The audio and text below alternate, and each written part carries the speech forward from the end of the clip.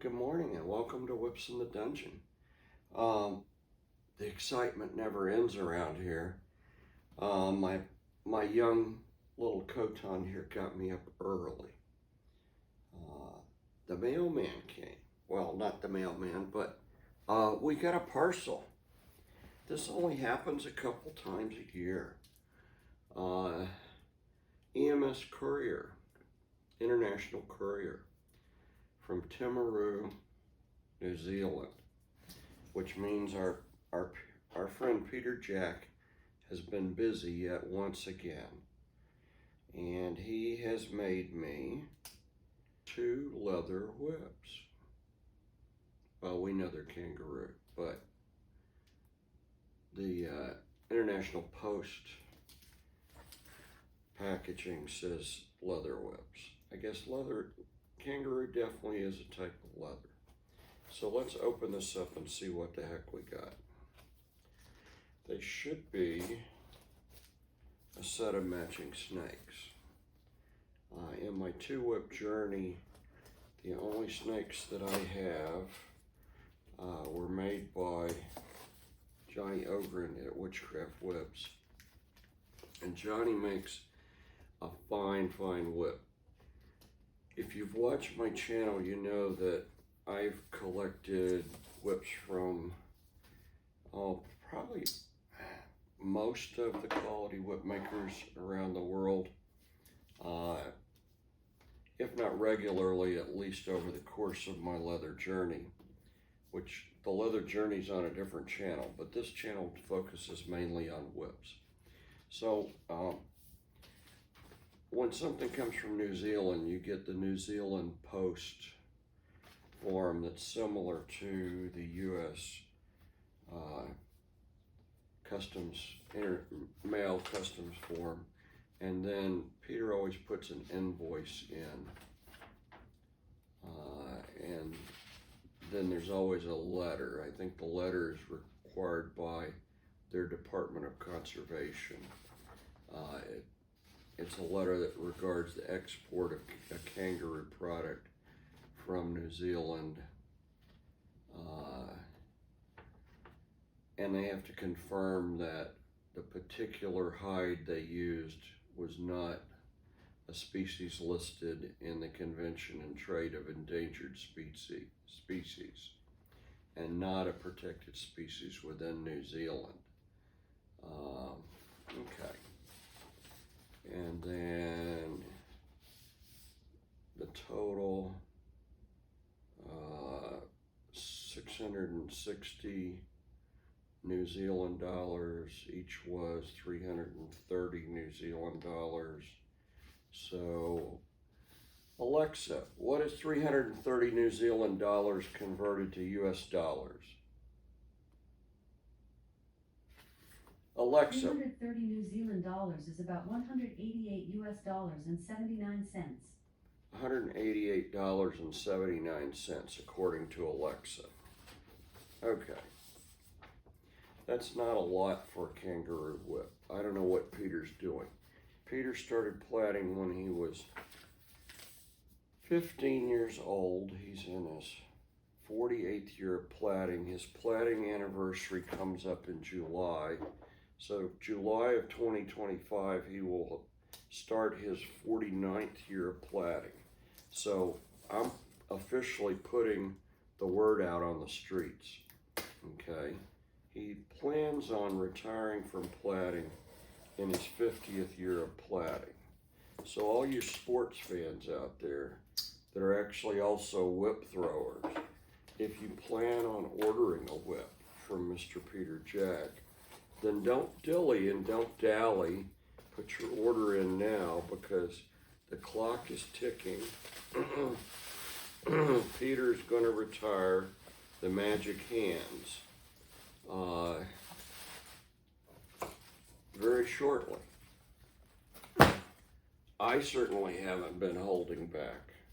I already have my orders in for next year. Next year, Peter's going to make me a match set of signal whips that are kind of a custom build and a match set of 3-foot target bull whips. So you know what I'm ordering next year. You can wait for those unboxings. So he put me in a little tub of conditioner because he knows I use a lot of his conditioner. The Whipman card, and actually I've never seen him put a card in from Packer Leather, but he has a card in from Packer Leather that says sustainable natural leather. Yeah, okay. Yes, he got his leather from Packer. And most everybody's getting leather from Packer these days because a lot of the other tanneries have closed down. All right, oh my goodness. I didn't ask him to do this, but he did it anyway. Starting with plaiting year 44, I asked Peter to plait his plaiting year into the handle pattern on the bullwhips he made.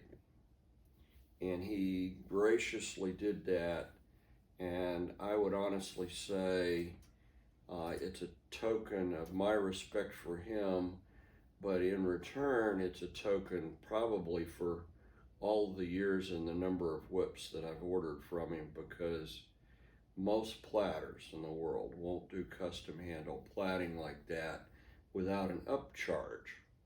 For those of you that have ordered from a number of platters around the world, you understand and know what an upcharge is. Okay, so for 330 New Zealand dollars, Peter made me a 20 plait snake whip, and I didn't ask him to, but he plaited the number 48 into the handle pattern. And I didn't expect him to do that on a snake whip, because a snake whip is mostly flexible thong, and you don't think of a lot of fancy plaiting when you plait a snake or when you order a snake. But he's got about 2 inches of fancy plaiting at the top of the handle, and then the number 48 plaited in the first inches. I don't know how he did that, but he's Peter Jack. What do you expect? What do you expect? What water buffalo fall? Really nice. Now these falls are a little long, but I can trim them. And he mainly sells to sport crackers and basic crackers. So his cracker's not what I use, but it's not unexpected from a whip maker. He's using poly baling twine, the modern version of baling twine, which is very durable, makes a nice crack, and is perfectly fine. I'm going to change that out. It's like one of the first things I do after I condition it. So let's let you see these whips up close, and I'll roll them out for you, and I'll have to make a separate video that shows me throwing them. Of course, they're going to be stiff because they're brandy new and they just came out of the box. We had to get them out of the box. Okay, so close-ups, here we go. 20 plait, 3-foot signals or snakes from the Whipman, Peter Jack in New Zealand. And I will try my best to get in the camera. Okay, very nice Turk's head. I'll have to measure that for you, but it feels like most of his Turk's heads, so I would say that's probably 31, 32 millimeter Turk's head. The number 48 in a really nice plaiting pattern. Kind of a what I call a bird's eye pattern. I don't know that he calls it a bird's eye, but that's what I call it. And then sometimes he does fancy plaiting down the thong, but he knows I actually prefer, and any whip maker that's made whips for me knows, I actually prefer just single herringbone, or sometimes it's called whip maker's plait. all the way down to the fall hitch, and then a really nice cut and skived fall made from water buffalo, which, just looking at it to the unknowing eye, I know that's what he used. It kind of resembles, it looks like red hide, resembles red hide, but he's been using water buffalo for a number of years now. Okay, so the other one, and this little short section of handle plaiting is what I call, these are twin whips, exact in every way, but the handle plaiting itself, this one, the 48, is highlighted in the whiskey. This one, the 48, is done in the saddle tan, and the background is the whiskey. So I call those identical twins, but one's a male and one's a female, okay? Or a platter would say that they reversed their handle pattern, okay, or handle plaiting. All right, so there we have it, the other snake. And I am so hopeful that my camera angle is working out for you. Okay, so let's see. Let's sit back down, take a quick look at these whips so we can move on with our business for the day. I always run my hand down the whip and feel. I don't have, for probably a decade and a half of my journey, everything I ordered from Peter was 16 plait. Now, of the last, almost decade, everything I've been ordering has been either 20 or 24 plait. So I didn't think a 3-foot snake deserved 20 plait, but Peter wanted to do it in 20 plait for me, so I let him. It's nice. It's very difficult when you have 20 plait over that shorter run. You have to have a lot of drops. And I don't feel any drops till right there. But you don't see that drop. That bifocal's, got to get the bifocals working here. Yeah, I mean, he's trimmed this roux really nicely. Now in the last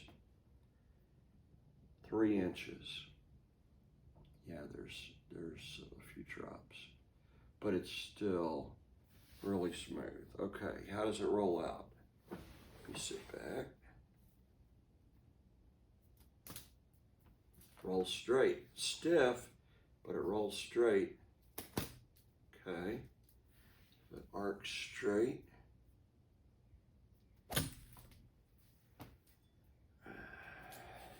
Just came out of the box. Still got that box curl in it. Arc straight, that one. Okay.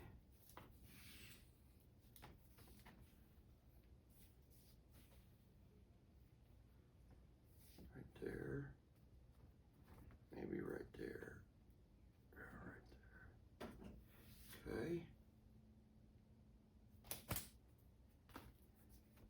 This one I will probably put on, you got some crimps in it in the box coming from New Zealand. I'll put that on my coffee table and roll it some to help straighten out the shipping container. It's certainly not the plaiting. It's straight. It's the shipping container. Arc straight. Okay. So now, the way this works is I stop this video and I put some conditioner on these. I have myself a little breakfast and I start breaking them in. And I will be back for a future video to show you early in the break-in process, and then about a year from now we'll revisit these snakes and we'll let you see how they finally worked in. But they're beautiful, beautiful snakes. Oh, that's different. He always does TWM with a stamp in the little piece of leather that's at the end of his Turk's head. but I've never seen him do it in purple. This is the first. Usually it's just saddle tan piece of leather. This is purple. I don't know if you can see that, but that's completely different. Peter's always coming up with something new and fun. As always, thanks for watching Whips in the Dungeon.